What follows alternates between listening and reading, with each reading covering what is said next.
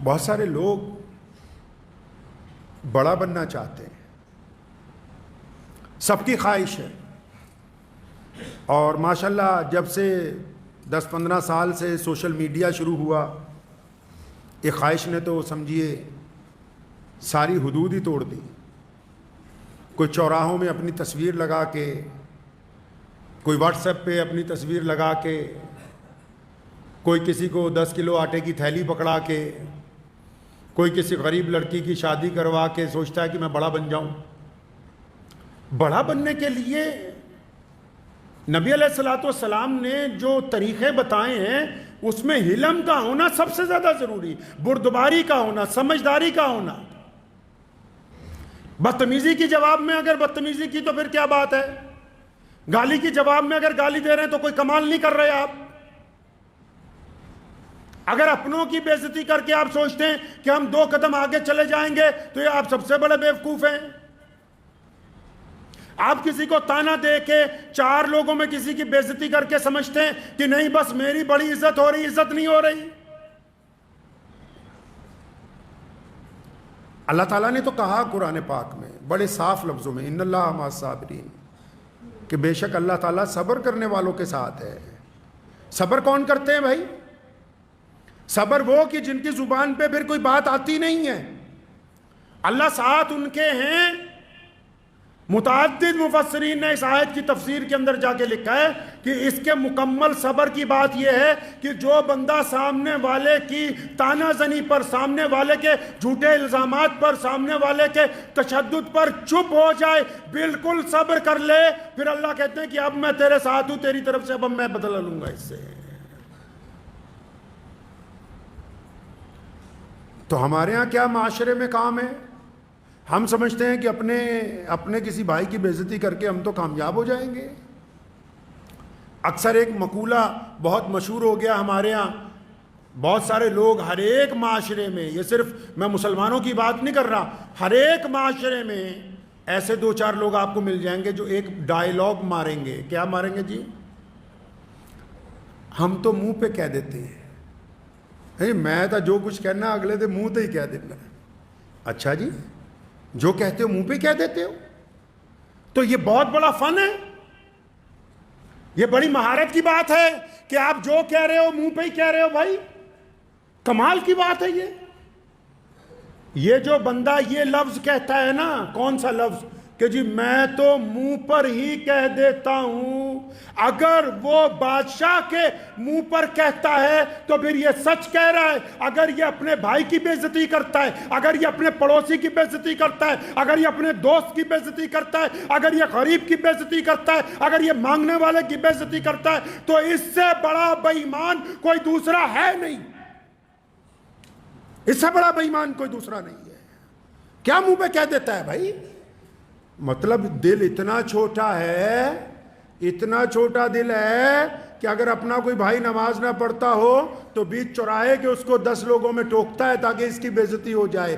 دل اتنا چھوٹا ہے کہ اپنے اگر کسی بھائی بہن کا عیب پتہ ہو تو 50 لوگوں میں بیٹھ کے اس کی کھلی اڑاتا ہے۔ مطلب دل اتنا چھوٹا ہے کہ اگر کوئی اپنا پڑوسی کوئی ضرورت کی چیز مانگ لے تو 10 لوگوں کو بتاتا پھرتا ہے، ارے یہ منہ پہ کہنے والا نہیں ہے، یہ بدبخت کمظرف ہے، یہ بے ایمان ہے، یہ منہ پہ نہیں کہہ رہا۔ منہ پہ تو سیدنا حبیب بن زید نے کہا بادشاہ وقت کو کہ ہم تجھے نہیں مانتے، منہ پہ کہا عمار بن یاسر نے رضی اللہ تعالیٰ عنہ نے ابو جہل کو کہ میں تیرے طریقے کو تسلیم نہیں کرتا، منہ پر کہا سیدنا سمیہ رضی اللہ تعالیٰ عنہ نے شہادت کو قبول کیا، کفار مکہ کے مطالبے کو منظور نہیں کیا ہے۔ منہ پر کہتے ہیں؟ اچھا منہ پر کہنے کا شوق ہے؟ اچھا پھر کہو نا منہ پہ ذرا کہہ کے بتاؤ کہ اب تک کتنی نمازیں چھوڑی، بتاؤ نا منہ پر کہ میرے بیٹے جو ہیں بدماش ہیں، بتاؤ ذرا منہ پر کہ ہمارے باپ نے فلاں کے ساتھ ٹھگی ماری تھی، بتاتے کیوں نہیں کہ ہم بدماشی کا کاروبار کرتے رہے تھے؟ بتاؤ نا منہ پر کہ میں تو 2 نمبری کا کام کرتا رہا ہوں، کیوں نہیں بتاتے کہ میں نے فلاں کی بیٹی کے ساتھ منہ کالا کیا تھا؟ کیوں نہیں بتاتے کہ میں نے فلاں کے ساتھ اتنے ہزار کی بے ایمانی کی تھی؟ بتاؤ نا کہ میں نے کس کس کی ماں بہن بیٹی کے لیے غلط ارادے دل میں پال رکھے۔ منہ پہ کہنے کا اگر شوق ہے تو پھر اپنی اوقات بتاؤ، اپنی اصلیت بتاؤ۔ اگر یہ لفظ کہتے ہو کہ ہم جو کہتے ہیں منہ پر کہتے ہیں، اس کا مطلب جھوٹ بولتے ہو، تم اپنی کمیاں تو منہ پر کہتے ہی نہیں ہو، اپنی کمیاں منہ پر نہیں کہتے ہو۔ منہ پر کہنے والے لوگ معاشرے کو توڑنے والے لوگ ہیں۔ پیارے نبی صلی اللہ علیہ وسلم سے زیادہ اللہ کے بعد کون کائنات میں عزت والا ہے؟ رسول اللہ صلی اللہ علیہ وسلم سے زیادہ کس کی تکریم ہو سکتی ہے؟ پیارے محمد صلی اللہ علیہ وسلم سے زیادہ کائنات میں کس کا ادب ہو سکتا ہے؟ پھر بھی ایک صحابی رسول صلی اللہ علیہ وسلم آتے ہیں، نوجوان آتا ہے اور آ کے کہتا ہے یا رسول اللہ میرا تو زنا کرنے کی طبیعت چاہتی ہے۔ آج کل ذرا کسی مولوی کو یہ بات کہہ کے دیکھو، 400 فتوے ساتھ میں آ جائیں گے۔ اپنے کسی پیر کو کہہ کے بھیجو، کہے گا تھپڑ مارو باہر نکالو اس کو۔ اپنے کسی بڑے کو کہہ کے بھیجو۔ آج کل تو ماشاءاللہ جو پیر ہوتے ہیں، جو بڑے بڑے لوگ ہوتے ہیں، دیندار بھی ہوں چاہے، ان میں سے 99% تو وہ ہیں جن کو مرید بھی وہ چاہیے جو بہترین بڑی گاڑی والے ہوں، اچھا اے سی والا ہوں۔ ان کو تو غریب مرید کا گھر بھی اچھا نہیں لگتا۔ پہلے سے ہی مشورے میں طے ہو جاتا ہے کہ کون سی کوٹھی پہ حضرت اتریں گے اور کون سی کوٹھی سے ہیلی کاپٹر میں بیٹھ کے واپس چلے جائیں گے، پہلے ہی طے ہو جاتا ہے۔ یہ محمد الرسول اللہ صلی اللہ علیہ وسلم کی سنت کو کہاں پہنچ سکتے ہیں؟ پیارے نبی حضرت محمد الرسول اللہ صلی اللہ تعالی علیہ وسلم کیا چاہتے ہیں؟ آپ نبی علیہ الصلوۃ والسلام نے کیا طریقہ طے کیا ہے؟ یہ طے کیا، سنو، جس طرح نماز کے لیے وضو ضروری ہے، جس طرح نماز کے لیے امام کے پیچھے نیت باندھنی ضروری ہے، جس طرح نماز کے لیے قبلے کی طرف منہ کر کے کھڑے ہونا ضروری ہے، اسی طرح اخلاق کے لیے اپنے سے کمتر آدمی کے ساتھ عاجزی سے ملنا نہایت ضروری ہے۔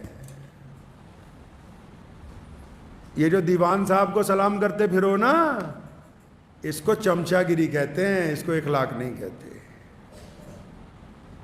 اس کو چمچہ گیری کہتے ہیں۔ اخلاق کس کو کہتے ہیں جی؟ اپنے سے کم تر کے ساتھ۔ بیوی آپ کی آپ سے کمزور ہے، آپ سارا غصہ اسی پہ نکالنا چاہتے ہیں؟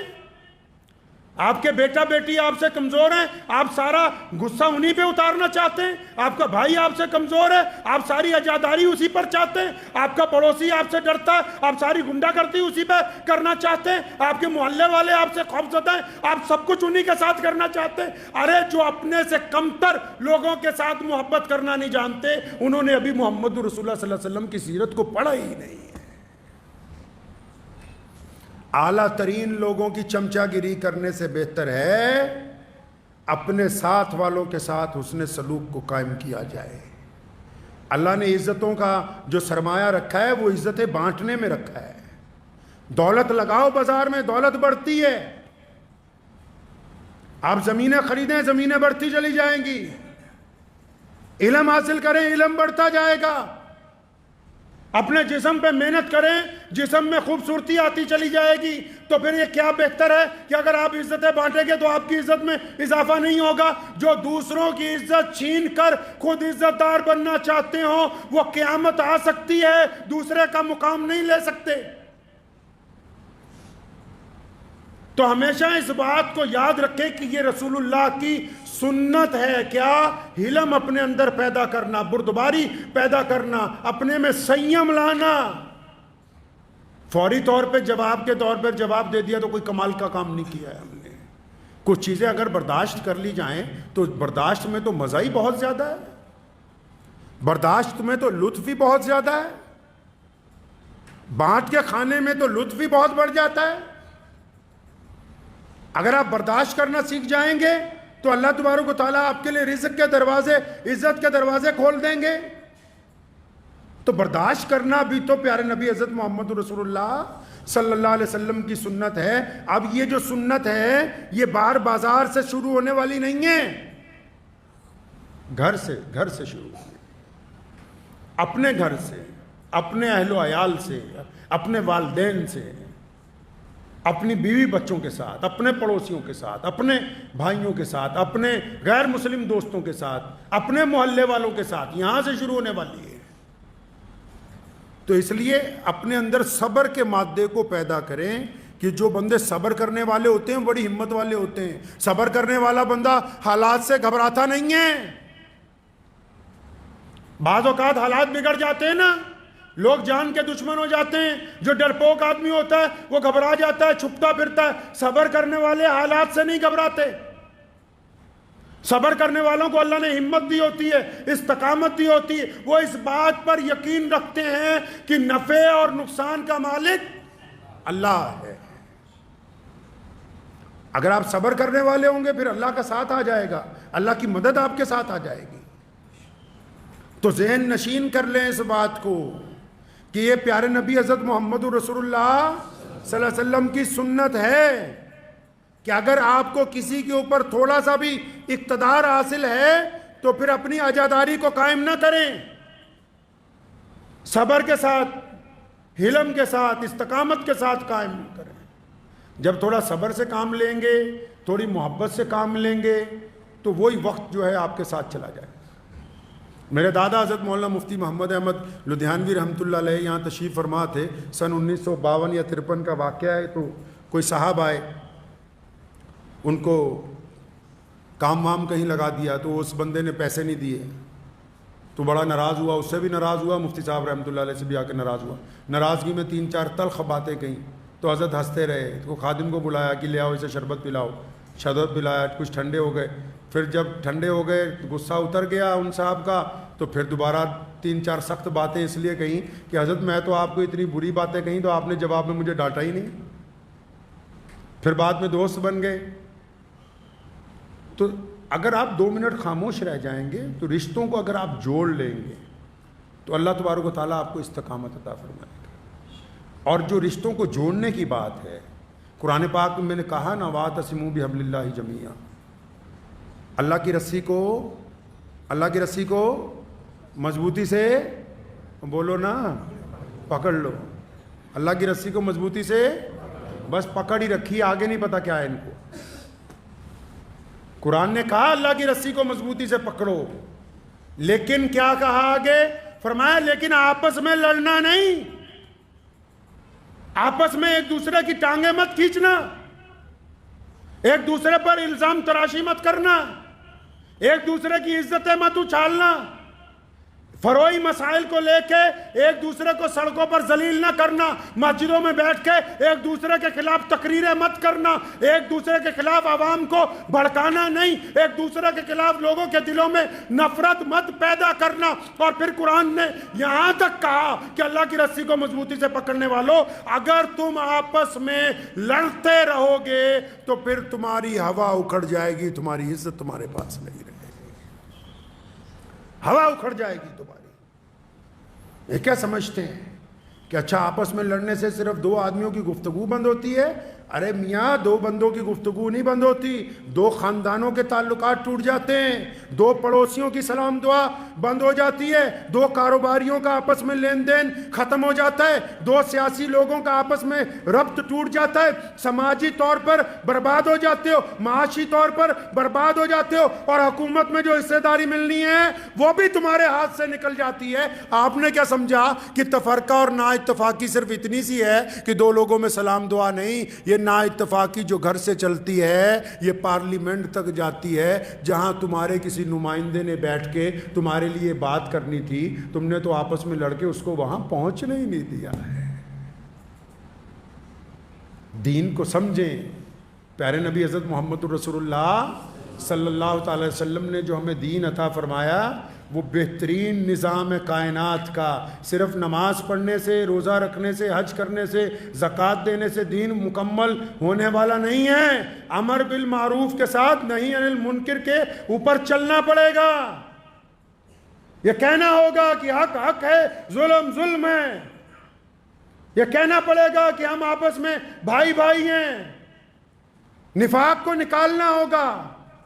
جن کی نمازیں ان کو آپس میں دشمنیوں سے نہیں روکتی, جس کی نماز اس کو حرام کھانے سے نہیں روکتی, جس کی نماز اس کے بھائی کی غیبت سے نہیں روکتی, جس کی نماز اس کو اپنی بیوی پر ظلم کرنے سے نہیں روکتی, جس کی نماز اس کے پڑوسی سے محبت نہیں سکھاتی, جس کی نماز غریب کے منہ میں لقمہ دینے کا درس نہیں دیتی, جس کی نماز راستے میں چلتے ہوئے پتھر کو ہٹانے کا سبق نہیں پڑھاتی, تو یہ نالائق صرف فرض ادا کر رہا ہے, اس کی نماز ادا ہو ہی نہیں رہی ہے.